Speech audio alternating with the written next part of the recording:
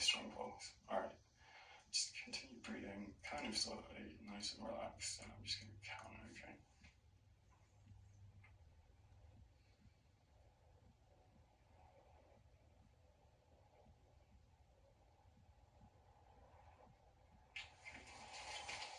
So neat. One is in mathematics, that's about 70. Same for the rest, okay?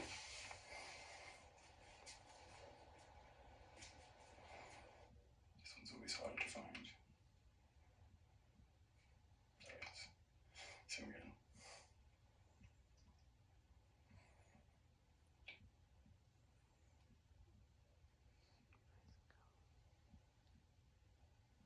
Good. Nice healthy number, right? Do you exercise, work out? Yeah, do some basic exercise at the gym. That's good. I'm pretty healthy so far. Well, that's good news. That's what we want, right? But he came in for tinnitus, which is basically your ears ringing, and so he's gonna do an optic check, pupillary constriction, and the trigeminal nerve. I guess they're doing a cranial nerve check because they want to make sure that there's nothing wrong, technically.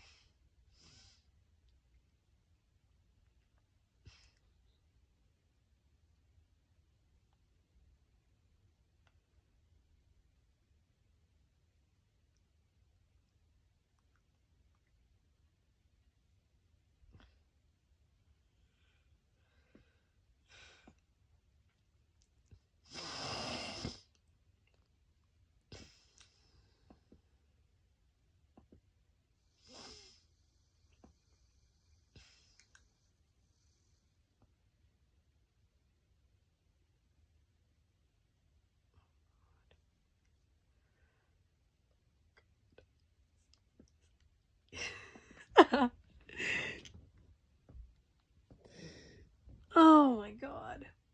All right. It's a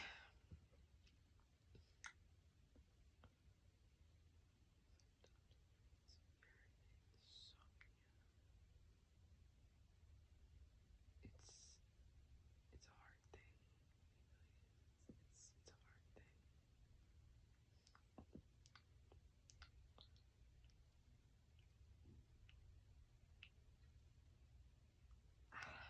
God. Hi. Hey, Doc. Please take a seat. Thank you. Welcome back to the clinic. Thank you. How have you been? Okay. Good stuff. Yeah. Yeah, some trouble sleeping. Oh, you've come to the right place for that. Right, okay. Let me see. Yeah. Just some questions. Just go over your medical history first. Do a basic medical check just to make sure, everything's functioning. And then we'll address the sleep issues. We're gonna.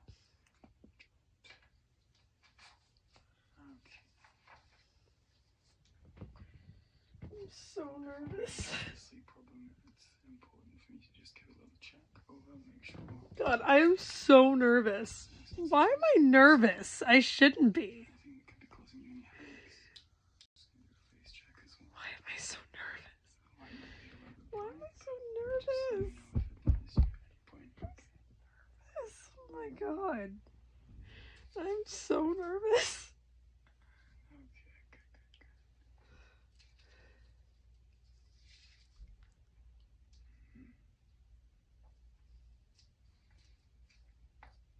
Do you have a particular sensitivity to colored light? Obviously phones these days come with night modes and warming devices to change. Oh my god.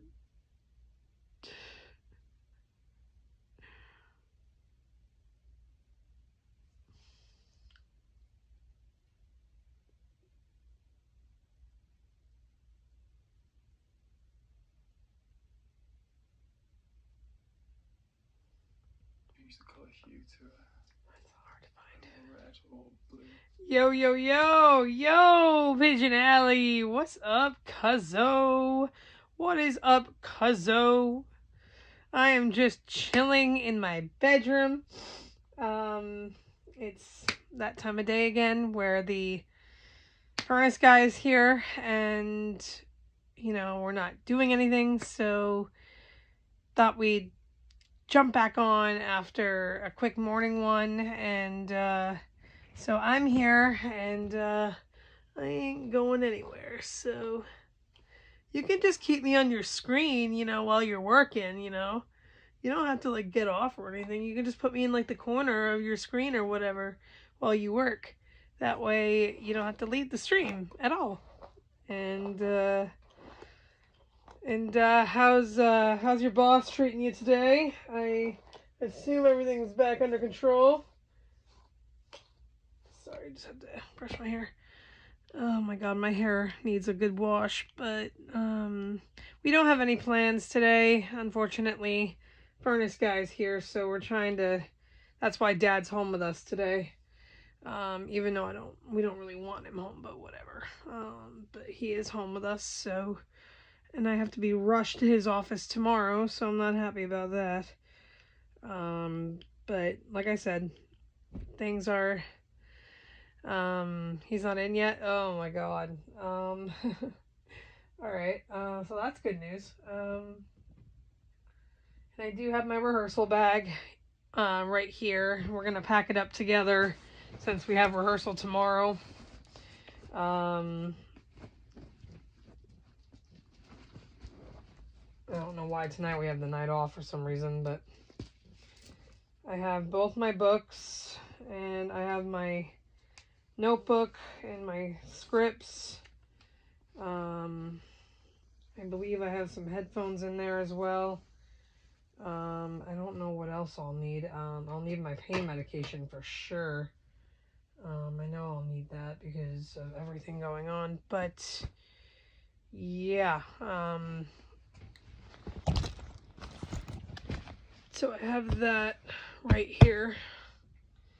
And I do have my candle as a gimmick. Just saying, it's a gimmick. Man, if I lit this right now, it would smell like coffee in here. And then the coffee smell would give me a headache, so.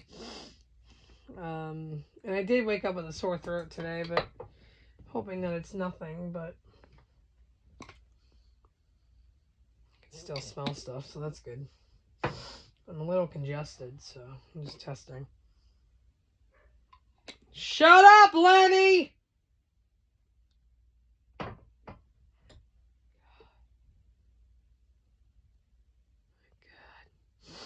I know.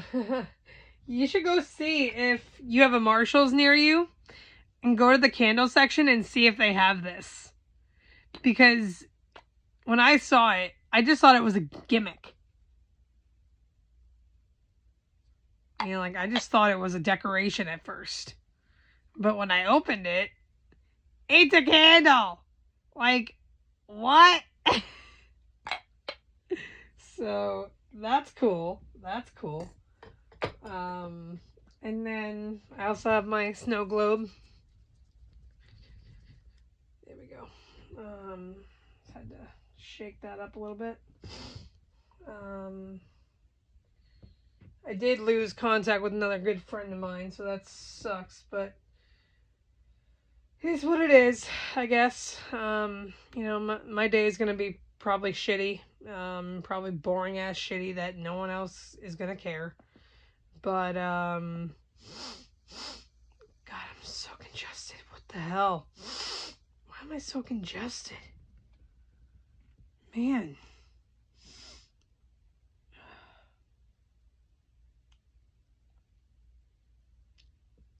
It's all ASMR today. That's all it is. Except for this video. This video is an Eye Doctor one, so. Today we're going to be checking out and reacting to Eye Doctor in 2023 from Brewstew. Oh my god, I love Brewstew! If you've never seen Brewstew before, they're an online YouTube content creator who. So without further ado, it's going to be a good one. Let's get into it.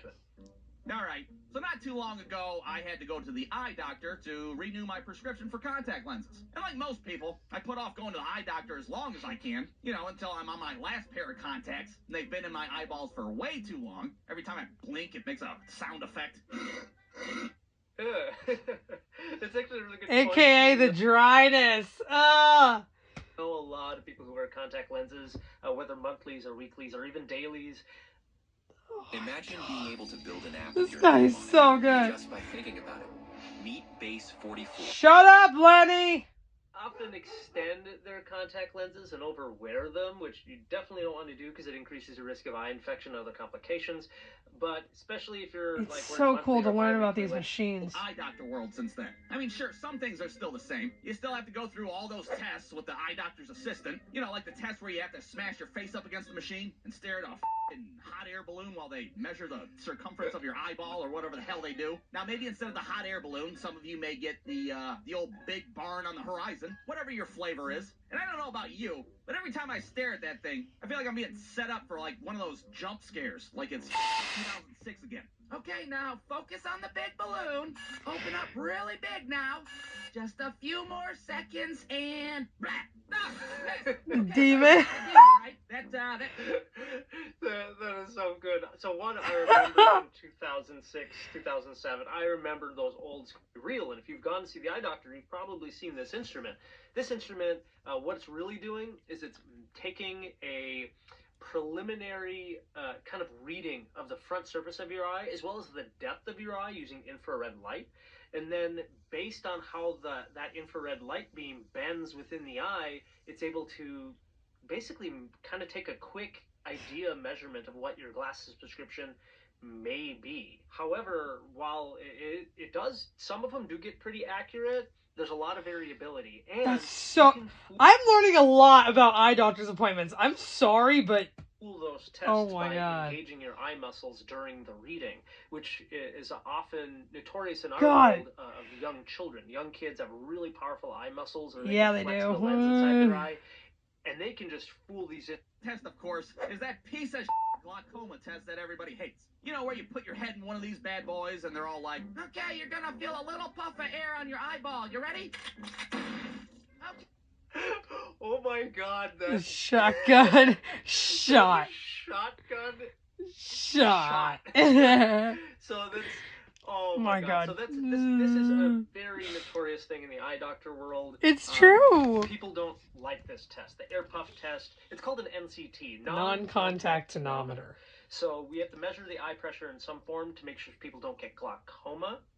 And there's different ways to do it, but NCT, or this air puff test, has been around a long time, and a lot of clinics use it, but thankfully it's kind of being phased out by many clinics as well. But essentially what this test does is it uses a puff of air and pushes against your cornea, which kind of molds the front surface of the eye. So the air puff hits the front surface, and that'll flatten the front surface of the eye just a little bit, and then there's a measurement that's reading how light reflects off the front surface and gives us an idea of your pressure. But if you're somebody on the off chance who's never experienced the air puff test, you can feel it. It comes off kind of spooky. You don't expect it. And yeah, that's why nobody likes it. Hey, let's do the next eye. So immediately I'm on guard at this point. I know that test is coming. It's always after the hot air balloon. Well, imagine my surprise when this lady pulls out a little handheld. The Tono pen. My first thought was, oh, they turned it into a gun? This is gonna be bad. So she pulls the hammer back on this thing and points it at me all execution style. All right, now you might feel a little tickle on your eyeball. You ready? Are you holding your breath right now? Can you just get it over with already? Okay, so first of all, that instrument is amazing. We have several of those in our eye clinics, and I recommend every eye clinic to consider getting one because it is so much easier to use. Patients love it. There's a lot of great things about it. It's called an eye care tonometer. Now, what he mentioned about holding his breath, are you holding your breath? That's what a lot of people do when they're anxious. They know they're going to be something's coming close to their eye. They hold their breath and try to hold steady and still. And that indeed makes it even worse, because when you hold your breath and you do a Valsalva maneuver where you kind of tense up your body, then your eye pressure can artificially go up, And It's so the so reading ends up saying true. that your eye pressures are super high, and that scares Us, us, and then we have to redo it, which you don't like doing. So it just becomes like this never-ending cycle. Michael. And when your eye pressures do read really high, we have to verify that with the gold standard of measuring the eye pressure, which is called Goldman Applanation Tonometry, which we have to put eye drops in your eye, and then we literally have to come and touch your eye with a little prism, touching your tear film. And if you're somebody who doesn't like the air puff test or this test, that one's you're not gonna like that one. Now, I'll be damned, but this lady was correct. It is just a little tickle on your eyeball now. Holy hell, put a point on the board for the eye doctor in 2023. They fixed the goddamn glaucoma test. What a time to be alive. So now I'm feeling pretty good. So yeah, the giggle fart part there, really the eye care tonometer has a small little plastic tipped golden, it's a piece of gold, but it's a little probe that juts out really fast and just barely touches the cornea of your eye, bounces back in, and it does that many times, and you can barely feel that on the eye, especially if somebody has worn contacts before or anything. They probably will never feel that. It'll just bounce right off, get the measurement, quick, done, easy, painless. It's great. That is, until they make the arbitrary decision that they need to dilate my eyeballs. Now, if you never had your eyes dilated before, well, the process works like this. First, they drop battery acid into your eyeballs, and then they make you Stevie Wonder your ass back out to the waiting room for 15 minutes until your pupils look like you just dropped acid, and everything around you looks like graphics from a Nintendo 64. Oh my god, yes, that is so good. I play a lot of video games myself, and I grew up with a Nintendo 64, so when they showed that just fits so well. If you do get your eyes dilated, it makes your pupils really big, and when you have a large pupil, it's like using a camera lens from a camera, and you're opening up the diameter super wide. And with that, you lose what's called depth of field, and so you still can see things, and things can be in focus, but the zone of clear vision, normally if you have a small pupil, it's really big. But with that, your zone of clear vision is really, really narrow. And so you can maybe see somebody's face in focus, but then you wouldn't see something just behind them in focus, and you can't see something in front of them in focus. It throws everything off. On top of that, the dilation drops also paralyze a muscle inside the eye called the ciliary body, which you use to focus on near objects and really power through to see things clearly. And so that also unfortunately gets paralyzed, and again, that's the reason you can't see. However, paralyzing that muscle is really helpful, again, for small children who often use their eyes to force their way to seeing things.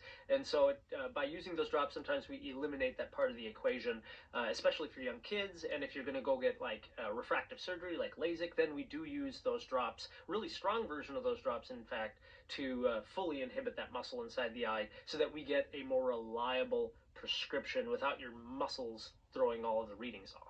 Put another point on the board for the eye doctors in 2023, because now they offer an alternative. Okay, so we can dilate your eyeballs the old-fashioned way with the battery acid, or for an extra $35, we can skip the dilation and use this new fancy machine that we got. $35?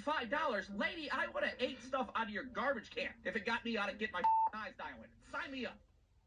So it's true, people do not like having their eyes dilated. I think I've had one or two people ever, like a 10-year-old kid, tell me that they loved getting their eyes dilated, and I was like, you're kind of a weird kid. But nobody likes their eyes dilated. They don't like their vision being thrown off for several hours. And the eye drops, they call them battery acid, and that's because they do sting when we put them in the eye. And a lot of times in the clinic, we'll use a different eye drop called proparacaine, which will numb the eye, because proparacaine is like maybe a 2 out of 10 for sting level, where your tropicamide or other dilation drops are going to be more like a 5 or 6 out of 10 for kind of a pain battery acid feeling. Now, the alternative method that they're talking about, the $35 to avoid the dilation, that has to do with an imaging technology called wide field imaging, where we're able to take a picture in the back of the eye. So the whole point of dilating the eyes, other than inhibiting that muscle, the ciliary body, using this little eye model I have here, the idea is that we want to be able to look in the far back of the eye and see disease so we can catch things early so that you don't end up losing your eyesight, vision, and going blind. And when we want to look inside the eye, if we don't dilate, I can only see maybe 10-20% at most of the back of the eye. Anything that's hiding in the far corners here in the orange parts, we're not going to be able to see that. So by inhibiting the muscle and getting this iris muscle to open up, we can then look at really extreme angles, and we can start to see all of those edges in the back of the eye, and hopefully catch disease that could be potentially hurting you. And this new alternative to dilation, this wide field imaging, is kind of a newer technology. It's been out for at least the last 10 years, but allows us to take a picture that gets pretty far out there in the back of the eye. It's not 100% as good as what dilation is, in my opinion, but it gets pretty close. Plus, it also has the benefit where the doctor or whoever's evaluating it can show you what they're seeing. So if you do have a disease, something that's changing, like diabetes, for example, in the retina, then your doctor can point it out to you and show you, okay, you're bleeding over here. Oh, there's like a fat exudate over here. It's really useful for that education component. The only couple of downsides to this alternative, this wide field imaging or taking a picture of the back of the eye instead of dilation, is that there's still chances you could miss some things in the far back of, like a retinal hole or a tear brewing. There could be other tears are, and if they have that technology, because yeah, it is pretty cool. Eye Doctor in 2023, I would buy a t-shirt at this point if they had a merch shop. So finally the opening act is over, and now it's time to see the headliner, the old Big Daddy Eye Doctor himself. Now, I've encountered many eye doctors in my extensive past of troubled eyesight, and most of them seem to be no-nonsense guys that seem generally pissed off to be eye doctors in the first place for whatever reason. But this guy burst in the door with the energy of like a 90s game show host. Hey there, howdy who, I'm Dr. Sunshine. Who's ready to play the Family Feud? I'm here for contact lenses. Yeah, I see that. Tell me, how long have you had those crusty things in there for? It's definitely me. I don't know if this Bruce Stu is my patient or not. I don't think so, but that's definitely kind of the attitude that I have in the clinic. If you ever came to see me, I'm usually way more energetic. Not too long, really. Christ almighty, those things look like they've been in there since the Bush administration. Here, let me peel them bad boys out for you. And then suddenly the doctor leans over and he scoops the contacts out of my eyes himself like he's doing a magic trick. Now, I don't know if you've ever had a grown man take your contacts out for you, but personally, I didn't know if I should be uncomfortable or impressed. You know, I could have done that myself, right? Oh, it's okay. I love touching eyeballs. What? Nothing. That definitely is me. No, seriously, I don't know if that's me, but that's the way I am in the clinic. Anyways, let's do your exam. So unfortunately, the 2023 eye doctor still has the same steampunk eyeball contraption thing that they slide on your face. But the big difference this time, that instrument's called a phoropter, by the way, around, was that I didn't feel pressured one bit when comparing the different slides. You see, when I was a kid, I could always sense the doctor's impatience as I struggled to figure out which slide was blurrier than the other. I'd be sitting there panicking, feeling the pressure. Okay, we have number 1 and number 2. Oh God. Number 1 and number 2. Could you, like, put them side by side? Oh, for sake, how hard is it? You know what? To hell with it. I'll just pick for you. And if you end up with Coke bottle glasses, that's on your indecisive ass. Okay, a couple of funny things here. Yes, so many people have anxiety over the test. Refraction is the procedure. Whoever's doing that procedure, that it, like, the grumpy doc should be, like, 90% plus % sure. 4. Guy doctor in 2023. No, this guy's got the patience of a Shaolin monk. Okie dokie, we have 3, and we have 4. Oh, lordy. And 4 again. Is there any way you could, like, do them side by side? Oh, you know, I sure wish I could, but, well, it turns out that f***ing stupid as hell. 3 and 4, and then once that was over, that was it. The appointment's over. I got my prognosis, which I already knew, and then they send me out the door, and I don't even have to Stevie Wonder my ass out there with the cardboard sunglasses. Eye doctor. On that fateful night, I had a nutritious meal of Fritos and gummy bears.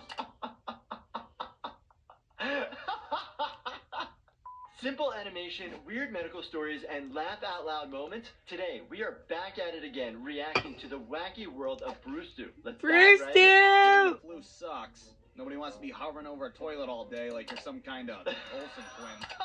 Oh, man. Flu-like symptoms can actually just be caused by any virus per se, because your body is just trying to defend itself, and those are the symptoms that you actually end up getting. You can get vomiting with the flu. I had a bad case of the poops. Like, what the f*** did you just say? Why'd you come to work then, huh? Well, I thought I'd come in and breathe on everybody. Maybe lick all the doorknobs in this place. Oh, this is exactly how, like, every virus is spread. You're spraying particles around, you're passing germs around. Then I'll come home and I'm still feeling like it, but I lie to myself, like, nah, I'm not getting sick. I ate some pizza rolls 4 days ago. That's probably what it was. It's probably the pizza rolls. Flu typically is a respiratory illness relating to cough, runny nose, sore throat, shortness of breath. Versus gastrointestinal virus, you're going to have nausea, vomiting, diarrhea more predominantly. Hours go by, I'm still sitting there. I'm taking meals on the toilet, which is gross, I know. You're not supposed to eat while you're pooping. That's so true. But every time you have a meal, it's going to mess with whatever's going on, and it's going to just kick it out of your system. The fact that he can actually get food in and he's not vomiting it back up is very good. If their stomach is agitated and sensitive, hydration, hydration, hydration. Try to stick with liquids. The last time I threw up from the flu was when I was 9 years old, and I puked all over my Sega Genesis controller. Oh no, remember Sega Genesis, vomiting and having diarrhea at the same time? It's the worst. It actually is quite common. Basically, you have so much force and you have so much intra-abdominal pressure that you just can't control everything. And every time you throw up, you remember exactly what you ate before you did it. And it's always some stupid combination of food. And on that fateful night, I had the nutritious meal of Fritos and gummy bears. Oh man, I love Fritos and I love gummy bears. I think both of those they tried to make like sugar-free or healthy for you, which then made people like poop their pants. The teacher would always make us go up in front of the class and do presentations. My presentation is called Alcohol Ruins Your Life. My sources are this book, A Fifth of Scotch a Day Keeps Your Family Away. Oh my gosh! The vas deferens is a piece of anatomy related to the male reproductive system. And the fact that we have John Daly has had a history of alcohol trouble. He's a PGA golf professional. All right, I want everybody to pick your favorite sexually transmitted disease. Syphilis is a painless ulcer that could, if it goes untreated, actually cause neurosyphilis and get into your brain. Hepatitis is inflammation of your liver. B and C are bloodborne, and the others are basically foodborne or bad water. You got AIDS, which is caused by the virus HIV. You got scabies, which is bugs under the skin, which causes itching. And then we have herpes, which is another virus that could be herpes 1 or herpes 2, but there's other viruses that are also herpes. There's like all the way up to herpes 8. Ever since I was a kid, I'd get random nosebleeds. Didn't matter where I was at the time, in the middle of class, on an airplane, taking a shit at my grandpa's house, you name it. If you get a nosebleed, the first thing that you should do is pinch your nostrils, lean forward. It would just happen randomly. I'd have no control over it. And if I was at home, it was no big deal. You just fashion yourself a little nose tampon out of toilet paper and you go about your day. Yes, you can stick tissue paper, something to kind of almost block it, but you're trying to actually help form a clot. What the fuck do you do when you get a nosebleed at a public pool? Panic. That's what you do. Everybody's rushing out of the pool like the water's on fire. I climb out of the side all lightheaded and somebody kill me. I need a fucking blood transfusion. I'm O positive. O positive, he basically is going to need either O positive or O negative blood, but he doesn't need a blood transfusion. This dude comes out of the middle of nowhere and smashes like 50 napkins in my face. What happened? You get shot in the face? I think somebody shot him in the face. Do you have AIDS? If you have too much tissue in the way, all you're doing is using it more to soak up the blood versus actually causing it to stop bleeding. And then, yes, you always have to worry about blood infections that, could be transmitted to somebody else. A few weeks ago, every time I woke up, my mouth just killed me. It drove me crazy. Okay, let's get some x-rays. They throw this heavy vest. A lot of people actually come to the emergency department for dental pain, which is fine because sometimes you can't get into the dentist. Or if there's any suspicion that you have a dental abscess or a dental infection, most of the time dentists won't see you or won't treat you because there's always a concern that if they mess with the tooth, they can reseed the infection into your blood and cause things to go worse. What the hell is this for? And she's like, oh, it's to protect your body from the x-ray. So I'm sitting there looking like I'm in a Jason Statham movie with my bulletproof vest on. Nice. Who doesn't like Jason Statham? Go Jason Statham. I like it. And all I can think about is the ton of cancer that I'm getting. Oh my god. She comes back into the room and she's like, okay, let's take a look at those pictures of your cancer. I mean, your teeth. One x-ray is like one plane ride, but a CT scan is like thousands of x-rays, so it's a little bit different level. She tells me my one wisdom tooth is coming in sideways. Which is common. Your wisdom teeth are the very back molars. They come in kind of later in life, 18 years of age, 20 years of age, and they can come in different angles. They can get impacted, which they're pushing against the other molar in the back. I finally get to the dentist, and I'm like, get it out of me. So the plan was not to put me under, but to dope me up enough. Sometimes a regular dentist will use it because dentists are not accredited to use those different medications versus an oral surgeon could use these different medications for conscious sedation. So I start falling asleep, which is good. Yeah. That's what happens to most people. They fall asleep and they take them out and they never even know what happened. They don't even remember anything. But I wake up right when they start. And I remember everything they did. I remember the sound of my tooth. The sound is the worst. The ripping, pulling, snapping of the roots coming out of the bone.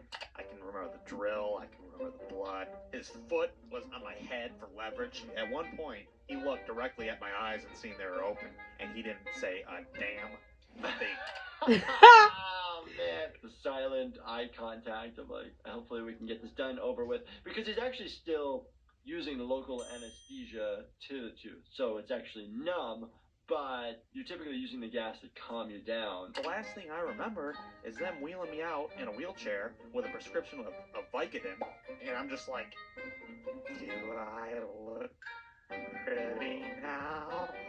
So $800 later, I'm left with a bloody mouth and a traumatic experience. At least they gave me the Vicodin, because I could probably sell it to a lady at Kmart for half my money back. Don't do that. There's so many times where people will come out of anesthesia or even the moderate sedation and just kind of be goofy, funny, wacky. So giving the patient Vicodin, which is Tylenol or acetaminophen with Now, I don't know if you've ever had the pleasure of an on-fire butthole before, but let me tell you, it's not as fun as it sounds. burning bottoms, Yahtzee cups, and pedestrian versus car. Who will win? Today we are back at it, breaking down and reacting to all of the hilarious See you guys and later. crappy cartoon real-life medical experiences from